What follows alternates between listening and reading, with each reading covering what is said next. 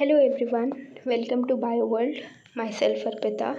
और आज हम लोग डिस्कस करेंगे ह्यूमन हेल्थ एंड डिजीज़ के कुछ इम्पॉर्टेंट क्वेश्चंस।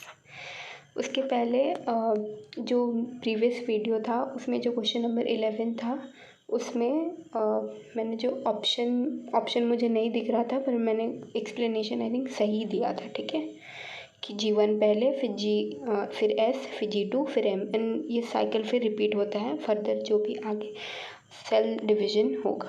ठीक है, तो अब इस टॉपिक पे आते हैं, है ना। अभी question number 1, which one of the following disease is non communicable disease. तो नॉन कम्युनिकेबल डिजीज़ क्या होते हैं? नॉन कम्युनिकेबल डिजीज़ वो होते हैं जो कि फैलते नहीं हैं। ठीक है, तो इसका आंसर हो जाएगा कैंसर। ओके, इसका आंसर हो जाएगा कैंसर। फिर है typhoid fever in human beings is caused by. तो टाइफॉइड फीवर ह्यूमन बींग्स में किसके वजह से होता है? तो ये पहले एक हम लोग का बैक्टीरियल डिजीज़ होता है। ठीक है, और टाइफॉइड फीवर को चेक करने के लिए जो टेस्ट कराया जाता है वो है विडाल टेस्ट, है ना। और जो बैक्टीरिया इसके जो कॉज करता है वो है सैल्मोनेला टाइफीम्यूरियम, सैल्मोनेला टाइफी। ओके, तो ऐसे ही जो भी इम्पॉर्टेंट जो भी पॉइंट्स होते हैं क्वेश्चन से रिलेटेड, या जो भी क्वेश्चन हम लोग डिस्कस कर रहे हैं वो साथ साथ ही मैं बोलती जाऊंगी। आप लोग प्लीज़ उसको ध्यान से सुनिएगा। ओके, कॉमन कोल्ड जो होता है वो किसके थ्रू होता है? तो ये होता है राइनो वायरस के। ठीक है, तो ये जो राइनो वायरस है ना, ये हम लोग के ट्रैक मतलब कि लंग्स को अफेक्ट नहीं करता है, सिर्फ ट्रैक में ही होता है। एनसीईआरटी में लिखा हुआ है। ठीक है, और ये ठीक भी हो जाता है इन अ वीक। ठीक है, और ये कम्युनिकेबल डिजीज़ होगा, है ना। फिर है fourth question, a toxic substance responsible for the chills and high fever recurring every 3 to 4 days in malarial fever is. तो पहले मलेरियल फीवर को कॉज कौन करता है? ठीक है, तो मलेरियल फीवर को कॉज करता है प्लाज्मोडियम फैल्सीपेरम, है ना। प्लाज्मोडियम फैल्सीपेरम कॉज करता है। और जो हम जब वो मीरोजॉइट आरबीसी में आएंगे और फिर आरबीसी रप्चर होता है तो फिर एक केमिकल निकलता है जिसका नाम है हीमोजोइन, और जिसके वजह से फिर फीवर्स और चिल्स आते हैं। तो इसका आंसर हो जाएगा हीमोजोइन। ठीक है, अब आता है an intestinal parasite which causes blockage to the intestinal passage and whose eggs are excretes along with the faeces of infected person is.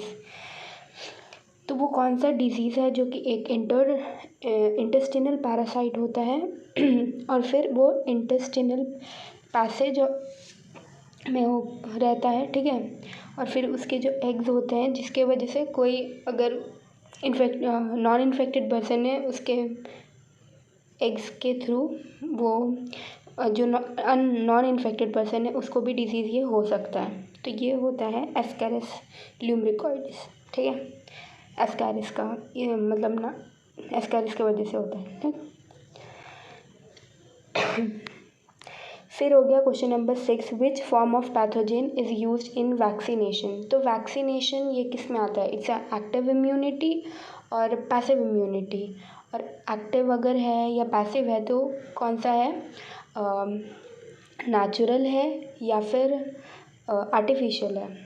तो ये हम लोग थोड़ा देर बाद डिस्कस करेंगे, आप लोग कमेंट करिए। ठीक है, तो वैक्सीनेशन जो होता है ये होता है इनएक्टिवेटेड और वीकेंड पैथोजेनिक एंटीजन से। ठीक है, ये आता है एक्टिव इम्यूनिटी के आर्टिफिशियल में। इसमें जो पैथोजन होएगा ना वो पैथोजन हम लोग वीकेंड करके डालते हैं बॉडी में, ताकि जो हमारी बॉडी है वो उसके अगेंस्ट एंटीबॉडीज़ बनाए। और जब रियल ऐसा हम लोग के साथ कोई ऐसा डिज़ीज़ हो तो पहले से हमारे पास एंटीबॉडी होगी उस डिज़ीज़ से फाइट करने के लिए। इस वजह से ये वैक्सीनेशन कराया जाता है। फिर है injection of antitoxin in tetanus confused which type of immunisation. तो जो एंटीटॉक्सिन इन टेटनस होता है ना, वो पैसिव इम्यूनाइजेशन होता है, यानी कि इसमें परफॉर्म्ड एंटीबॉडीज़ डाल दी जाती है। उसमें तो एंटीजेन डाल रहे थे ना एक्टिव वाले में, लेकिन पैसिव इम्यूनाइजेशन में हम लोग डायरेक्ट एंटीबॉडीज़ ही डालते हैं। ठीक है, ये हो गया। अब है question number 8, which one of the following is affected by the infection of Wuchereria bancrofti. तो ये होता है लिम्फेटिक वेजल्स में, है ना। फिर है question number 9। Question number 9, appearance of dry scaly lesions with itching on various parts of the body are symptoms of. ये किसके वजह से होता है? तो ये हो गया रिंगवर्म, है ना, जिसको दांत खुजली, फिर उसमें एक लोशन भी, क्रीम होता है, वो लगाया जाता है बीटेक्स, है ना। फिर है question number 10, the term immunity refers to. The term immunity क्या रेफर करता है? तो इम्यूनिटी क्या है? एबिलिटी होता है होस्ट का, ताकि वो डिजीज़ से फाइट कर सके, है ना। तो आंसर हो जाएगा option number B, ability of the host to fight the disease causing organism. और आप लोग कमेंट करिए कि what is health, what you understand, what you mean by health, है ना। Which lymphoid organ atrophies with age. तो atrophies मतलब gradually decline, gradually वो जो साइज़ है उसका छोटा होता जाएगा। तो हमारे बॉडी में ऐसा कौन सा लिम्फॉइड ऑर्गन है जो कि एज के साथ जिसका साइज़ कम होता रहता है? तो वो है थाइमस, है ना, थाइमस होता है। फिर है question number 12, primary response produce to first time encounter with a pathogen is of. तो जो प्राइमरी रिस्पॉन्स होता है ना, वो लो इंटेंसिटी का होता है, उसमें टाइम लगता है, ठीक है। लेकिन जो सेकेंड बार हम, जैसे कि एक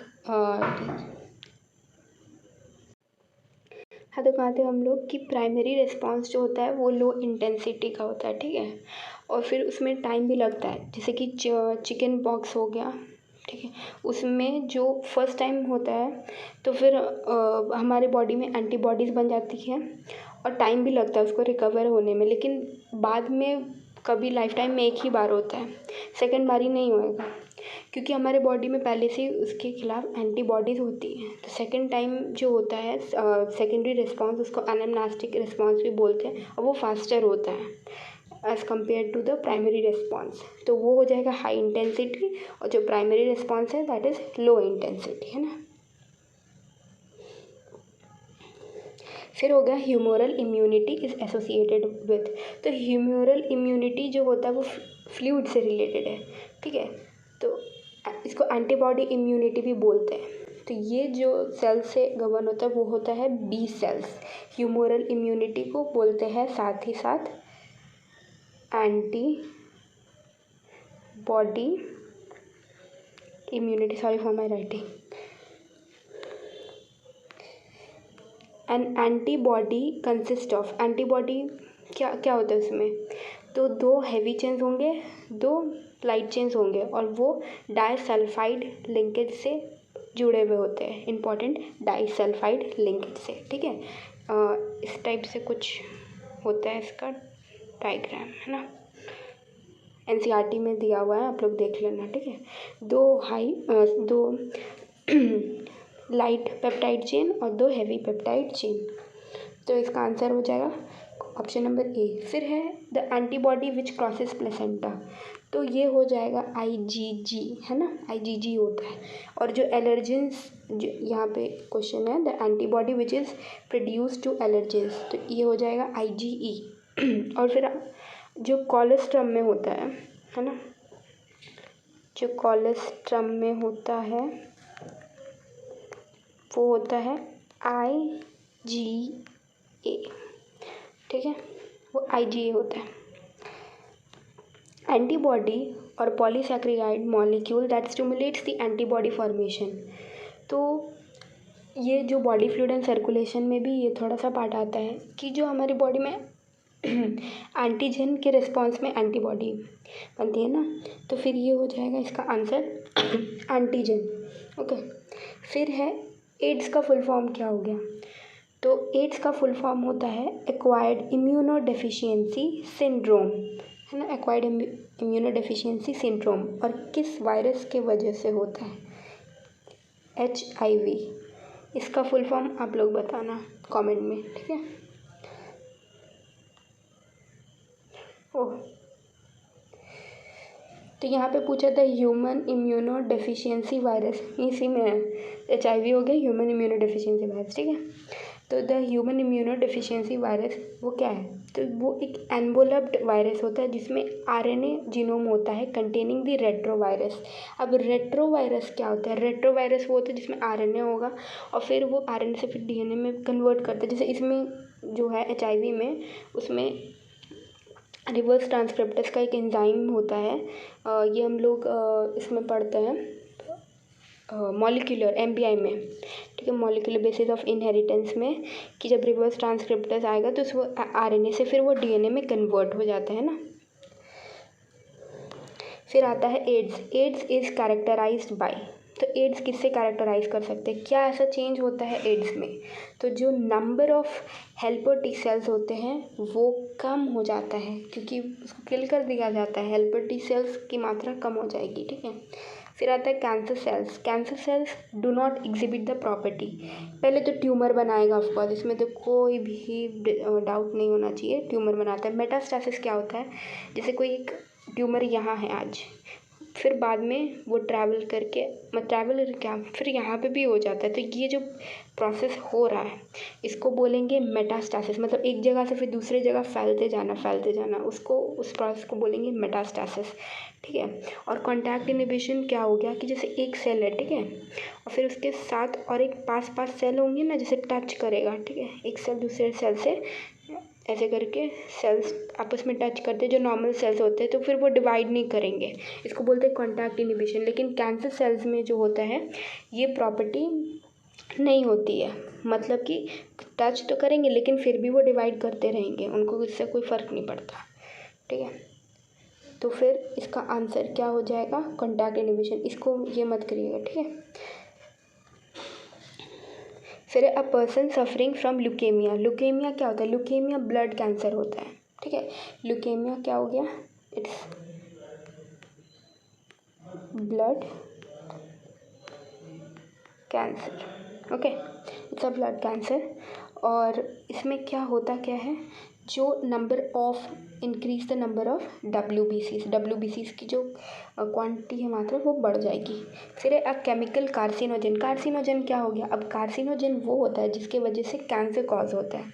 a chemical carcinogen present in tobacco smoke is responsible for, तो वो क्या से क्या होगा?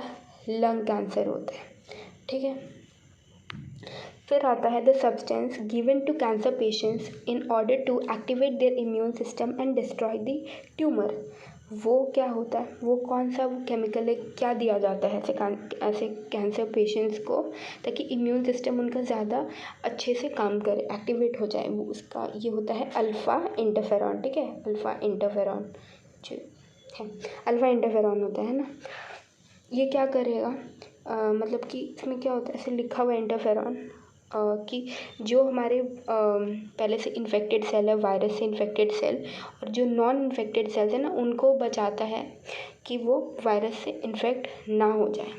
मतलब कि वो हमारे इम्यून सिस्टम को और एक्टिवेट करेंगे, इनका काम यही है मेनली, है ना, इम्यून सिस्टम को एक्टिवेट करना। देखिए यहाँ पे भी लिखा हुआ है कि activate their immune system to destroy the tumour, है ना। फिर है हीरोइन। जो हीरोइन है वो किससे कॉमनली क्या बोलते हैं इसको? तो इसको बोलते हैं स्मैक। और ये किससे आता है? डीएसिटाइल मॉर्फिन। और किस प्लांट से आता है? तो ये आता है जो लेटेक्स है पॉपी प्लांट का, पेपेवर सोमनीफेरम, है ना, पेपेवर सोमनीफेरम, इसको बोलते हैं मॉर्फिन, बोलते हैं मॉर्फिन, डीएसिटाइल मॉर्फिन आप लोग बोले, है ना। ये हो गया। फिर है कोकेन। कोकेन ऐसे याद रखना, कोकेन, कोका, तो इसका ये होता है किस प्लांट से ऑब्टेंड होगा? वो होता है इरेथ्रोजाइलम कोका, है ना, इरेथ्रोजाइलम कोका। तो ये तो हम लोग का कंप्लीट हो गया। इनकेस कोई भी दिक्कत होती है या फिर मेरे से कोई गलती हो जाए वापस। तो आप लोग कमेंट में बताना। और 2026 की जो क्लासेस है वो बायो वर्ल्ड ऐप पे शुरू हो चुकी हैं, ठीक है। ऐप का जो डाउनलोड लिंक है वो आपको डिस्क्रिप्शन में मिल जाएगा, आप लोग ज्वाइन करें, ठीक है। और अगर पसंद आए वीडियो तो please like share and subscribe. Thank you.